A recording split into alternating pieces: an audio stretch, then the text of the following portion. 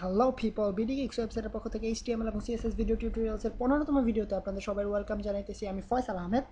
So আমরা already HTML এবং CSS এর কম্বিনেশন করা শুরু করে দিয়েছি। কীভাবে আমরা একটা পেজকে সিএসএস এবং এইচটিএমএল ইউজ করে সুন্দর করতে পারি এবং দেখতে এবং পড়তে সুবিধা করে দিতে পারি ইউজারদের জন্য অথবা ভিজিটর্সদের জন্য। সো আজকে আমরা শিখবো, দেখা যাক আজকে আমরা কী শিখতে পারি, যেহেতু আমরা লাস্ট টিউটোরিয়ালে অলরেডি গরু রচনা শিখে ফেলেছি। এবং আশা করি আপনারা সবাই, কাউকে যদি এক্সামে লিখতে দেওয়া হয় অবশ্যই 4 ফুটের ডোমেস্টিক এনিমেল এটা লিখতে ভুলবেন না। দেন আমাদের এই পেজটা যদি দেখেন, দেখতে একটু আজীব লাগতেছে যে হোয়াইট ব্যাকগ্রাউন্ড এর মধ্যে নীল লেখা। সো আপনারা নিশ্চয় অনেকে চাইতেছেন আমার ওই পেজটা দেখতে লাল হবে, নীল হবে, কমলা হবে, যেটা আপনাদের ইচ্ছা। সো এই জিনিসটা আপনাদের করতে হলে আপনাকে প্রথমে যেটা করতে হবে সেটা হচ্ছে বডি। এই বডি জিনিসটাকে চেঞ্জ করতে হবে। অর্থাৎ এই জিনিসটা বডি স্টাইলিং বলতে আমরা বুঝি পুরো ওয়েব পেজের স্টাইলিং। অর্থাৎ আমরা পুরো ওয়েব পেজের ক্ষেত্রে যদি কোনো একটা স্টাইলিং করতে চাই, সেটা আমাদেরকে বডি এলিমেন্টের স্টাইলিং করতে হবে। অর্থাৎ আমরা পি এলিমেন্টের স্টাইলিং অর্থাৎ পি ট্যাগের স্টাইলিংয়ের ফলে আমরা যেমন প্যারাগ্রাফের চেঞ্জ পেয়েছি, তেমনি বডি এলিমেন্টের স্টাইলিংয়ের ফলে আমরা পুরো ওয়েব পেজে চেঞ্জ পাবো। দেখা যাক আমরা কীভাবে এই জিনিসটা চেঞ্জ হয় অ্যাকচুয়ালি। সো প্রথমে আমাদেরকে যেটা করতে হবে সেটা হচ্ছে বডি, ঠিক আগের মতো আমরা যেভাবে প্রোগ্রামিং করি, সিএসএস কোডিং করি। দেন আমরা চাইতেছি এর ব্যাকগ্রাউন্ড একটা কালার দিতে, অর্থাৎ পুরো বডিতে একটা ব্যাকগ্রাউন্ড কালার থাকবে। তো আপনারা নিশ্চয়ই বুঝতে পারতেছেন যে এটার ক্ষেত্রে কী হবে। Background colour, background then hyphen or minus or dash, ঠিক কী বলে আমি ঠিক নিজেও শিওর না। আপনারা কেউ যদি জেনে থাকেন দেন আমাকে অবশ্যই জানাবেন বিডি ওয়েবসাইটের কন্ট্যাক্ট পেজ থেকে, অথবা ইউটিউব ভিডিওর নিচে কমেন্টে আপনারা আমাকে জানিয়ে দিতে পারেন। দেন আমি নেক্সট টাইম হয়তো ভুলবো না, অথবা হয়তো ভুলে যাবো।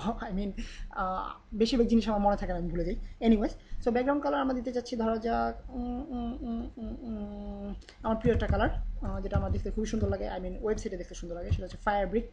আপনারা ইউজুয়াল কালারগুলো ইউজ করতে পারেন, রেড, ব্লু, গ্রিন এগুলো ইউজ করতে পারেন, অথবা আপনারা আরজিবি কালার কোড ইউজ করতে পারেন। এবং এটা একটা কাস্টমাইজড কালার ফায়ার ব্রিক, আপনারা দেখলেই বুঝতে পারবেন।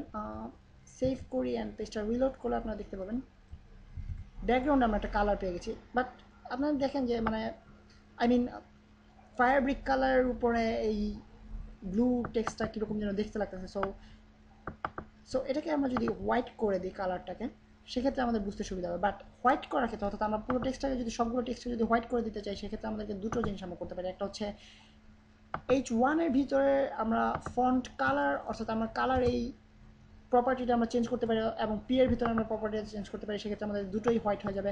অথবা আমরা যেহেতু পুরো আমরা বডিতে যেই বডি এই ট্যাগের ভিতরে সবগুলো আছে, অর্থাৎ বডিতে কোনো স্টাইলিং করলে, সেই বডির ফন্টে কোনো স্টাইলিং করলে সেই স্টাইলিংটা আমাদের সবগুলোর ক্ষেত্রে অ্যাপ্লাইড হবে। সো সেই ক্ষেত্রে আমরা করতে পারি জাস্ট বডির ভিতরে আমরা কালারটা চেঞ্জ করে দিতে পারি। অর্থাৎ বডির ভিতরে colour property, font colour property আমরা চেঞ্জ করতে পারি। এবং ফন্ট কালার চেঞ্জ করার ক্ষেত্রে আমাদেরকে শুধু কালার লিখলেই হয়, সেটা আমরা আগেই বলে এসেছি। সো কালারটা আমরা যদি হোয়াইট করে দিই, দেখা যাক পড়তে আমাদের সুবিধা হয় কিনা। সেভ করে নিই সম্ভবত। সরি, যেহেতু আমি অলরেডি এটাকে এখানে চেঞ্জ করে রেখেছি কালারটা। সো কালার, ধরা যাক আমি কালার চেঞ্জ করতে চাইতেছি না H1-এর ভিতরে, জাস্ট সরি। হ্যাঁ, সো আপনি দেখতে পাচ্ছেন এখন খুবই সহজে পড়া যাচ্ছে লেখাটা, এবং দেখতে সুন্দর লাগতেছে। আমার কাছে অ্যাটলিস্ট সুন্দর লাগতেছে, কারণ আমি ফায়ার ব্রিক কালারটা আমার খুবই পছন্দের। সো এখন আপনারা দেখতে পাচ্ছেন যেহেতু এটা একটা গরু রচনা, এবং যথারীতি গরু মার্কা একটা রচনা হয়েছে, আমরা গরু মার্কা রচনা লিখতে চাইতেছি, আমরা মানুষ মার্কা রচনা লিখতে চাচ্ছি, বাট গরু রচনা। সো রচনার শুরুর হেডিংটা এক কর্নারে লেখা ব্যাপারটা কেমন আজীব দেখায়। প্লাস রচনা শুরু থেকে প্রথম লাইন থেকে শুরু করার ব্যাপারটা কেমন যেন আজীব দেখায়। সো আমরা প্রথমে যেটা করতাম সেটা হচ্ছে, আই মিন আমরা যখন বাংলা সেকেন্ড পেপার পরীক্ষা দিতাম, তখন আমাদেরকে প্রথমে কোশ্চেনের উপরে লেখা থাকতো সুন্দর হস্তাক্ষর অধিক অধিক নম্বর পাইবার সহযোগী। সো অথবা উপযোগী, অথবা অধিক নম্বর পাইবার ক্ষেত্রে উপকারী, এনিওয়েজ যেটা ছিল আপনারা মনে করে নেবেন, অথবা কারো মনে থাকলে আমাকে জানাবেন। সো আমরা চাইব আমাদের হেডিংটা যেন মাঝখানে থাকে।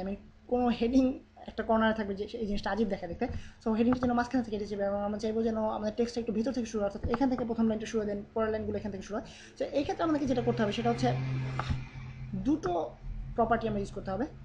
একটা হচ্ছে H1, প্রথমটা হচ্ছে আপনারা গেস করতে পারতেছেন কিনা জানি না, এটা হচ্ছে text align, text minus align, অথবা ড্যাশ অ্যালাইন, অথবা হাইফেন অ্যালাইন, যেটাই হোক। অ্যালাইন অর্থাৎ আমরা টেক্সট অ্যালাইনমেন্ট ঠিক করে দেবো। এক্ষেত্রে আমরা চারটা ভ্যালু ইউজ করতে পারি, অর্থাৎ লেফট যেটা এখন আছে, আপনারা দেখতে পাচ্ছেন লেফটে আছে লেখাটা, অথবা সেন্টার যেটা আমরা চাইতেছি। সো সেন্টার দেওয়া যাক। সো আপনারা দেখতে পাবেন এখন কী হয় ব্যাপারটা। দেখতে পাচ্ছেন গরু লেখাটা মাঝখানে চলে আসছে, অর্থাৎ রচনা স্টাইলে আমরা গরু একটা রচনা দেখতে যাচ্ছি, অর্থাৎ এটা মাঝখানে চলে আসে। অ্যান্ড রাইট এবং আরেকটা জিনিস আছে সেটা হচ্ছে জাস্টিস অথবা অ্যাডজাস্টমেন্ট অথবা জাস্টিফাইড আই গেস। সো আপনারা চেক করে নেবেন যে আসলে আরেকটা ভ্যালিউ কি, আমার নিজেরই মনে পড়তেছে না। আমার যতদূর মনে পড়ছে সেটা হচ্ছে জাস্টিফাইড। সো ওই জিনিসটা হচ্ছে নিউজ পেপারের ক্ষেত্রে আমরা ইউজ করতে থাকি, আর আমরা এক্ষেত্রে ইউজ করবো লেফট রাইট অথবা সেন্টার। সো সেন্টারে আমরা দেখলাম কীভাবে আনতে হয় লেখাটাকে, অর্থাৎ হেডিংকে আমরা কীভাবে সেন্টারে আনি। দেন আমরা শিখবো কীভাবে আমরা লেখাটাকে ভিতরের দিকে নিতে পারি, অর্থাৎ একটু ভিতর থেকে শুরু করতে পারি। সো আপনার হিসেবে ভাবতেছেন just space space space set করে দিলাম, দেন লেখাটা আমাদের মাঝখানে একটু দূরে চলে যাবে। বাট আসলে তা হচ্ছে না, আপনারা দেখতে পাচ্ছেন। যেহেতু আমি আগেই একটা টিউটোরিয়ালে বলেছি যে HTML হচ্ছে ওয়াইড স্পেস ইনসেনসিটিভ ল্যাঙ্গুয়েজ, অর্থাৎ এখানে আমরা স্পেসটা, আমাদের ব্রাউজারটা স্পেস বারগুলো রিড করবে না, অর্থাৎ আমরা যেখানে স্পেস ইউজ করবো এটা আসলে রিড করবে না ব্রাউজারটা, এটা জাস্ট সিম্পলি লেখা হিসেবে পড়ে যাবে। সো আমাদেরকে যেটা করতে হবে সেটা হচ্ছে একটা ছোট্ট একটা অ্যাট্রিবিউট ইউজ করতে হবে, অথবা অ্যাকচুয়ালি অ্যাট্রিবিউট নয়, প্রপার্টি। সেটা হচ্ছে আপনারা কি বুঝতে পারতেছেন এটা কী হবে? লাইন ইন্ডেন্ট অথবা টেক্সট ইন্ডেন্ট নেবে, আমি ঠিক শিওর না, দেখা যাচ্ছে চেক করে। এখানে আমরা ইউজ করতে পারি পার্সেন্টেজ হিসেবে অথবা পিক্সেলস হিসেবে। ধরা যাক আমরা পিক্সেলস হিসেবে ইউজ করি 25px, কিছু হয়নি। সো এটা হবে টেক্সট ইন্ডেন্ট বেসিক্যালি, যেটা আমি নিজেও শিওর না। আপনাদেরকে আগেও বলেছি যে প্রপার্টিসগুলো সবগুলো মনে রাখা এবং মুখস্থ করা আই মিন আমার পক্ষে সম্ভব না, অ্যাটলিস্ট আপনাদের পক্ষে সম্ভব কিনা জানি না। তো আপনারা দেখতে পাচ্ছেন খুব সুন্দরভাবে গরু লেখাটা চলে আসছে উপরে মাঝখানে, যেটা হেডিং, এবং একটু ভিতর থেকে শুরু হয়েছে লেখাটা, এবং এটা পড়তে এখন পড়তে নিশ্চয়ই অনেকখানি সুন্দর লাগবে। এবং আমরা নেক্সট যখন প্যারাগ্রাফ শুরু করবো অবশ্যই এখান থেকে আবার এইখান থেকে শুরু করবো। সো ব্যাপারটা দেখতে অনেকখানি সুন্দর হবে এবং অর্গানাইজড মনে হবে। সো এটা হচ্ছে বেসিক্যালি আমাদের টেক্সট ইন্ডেন্ট, দেন ব্যাকগ্রাউন্ড কালার, দেন আমাদের কীভাবে আমরা পুরো বডির ক্ষেত্রে আমরা কোনো CSS স্টাইলিং অ্যাপ্লাই করতে পারি।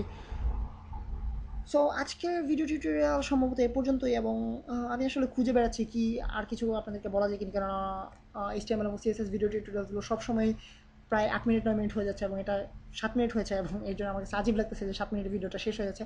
এনিওয়েজ, অনেকক্ষণ বকবক করে ফেলাম। নেক্সট ভিডিও টিউটোরিয়াল আপনাদের সবার সাথে দেখা হবে। আমি আপাতত সাইন অফ করতেছি। ফয়সাল আহমেদ।